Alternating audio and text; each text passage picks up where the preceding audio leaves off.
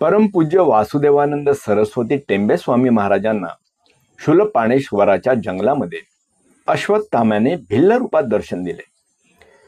परमपूज्य स्वामी जेव्हा कातखेड्यावरून गरुडेश्वर येथे यायला निघाले तेव्हा वाटेत घोर जंगल लागले. रस्ता चुकण्याची शक्यता असताना एक भिल्ल स्वामींसमोर येऊन उभा राहिला व त्याने विचारले, तुम्हाला कुठे जायचं आहे? स्वामी म्हणाले, गरुडेश्वरला. तेव्हा तो भिल्ल म्हणाला, माझ्या मागून या, मी जवळचा रस्ता दाखवतो. स्वामींच्या मनात आले की हा कुणी सामान्य भिल्ल नाही. स्वामी म्हणाले, खरे खरे सांग, तू कोण आहेस?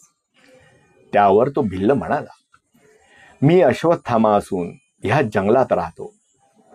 नंतर अश्वत्थामा या मूळ रूपात दर्शन देऊन पुन्हा भिल्ल रूपात प्रकट होऊन तो दिसेनासा झाला. नर्मदा किनारी भिल्ल परमपूज्य टेंबे स्वामी महाराजांच्या दर्शनाला येत आपल्या अचूक निशाणबाजीचे खेळ ते स्वामींना करून दाखवत. एखाद्या उंच झाडावर नारळ बांधून अंगठा न लावता बाण मारून त्या नारळाचा अचूक वेध घेत. त्यांचे हस्तलाघव विलक्षण होते.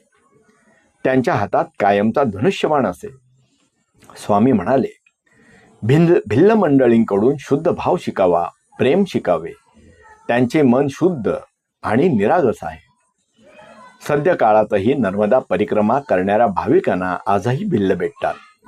शुद्ध भावनेनं परिक्रमा करणाऱ्या साधकाला ते सर्वतोपरी मदत करतात. निसर्गाचा ठेवा त्यांनी सांभाळला आहे.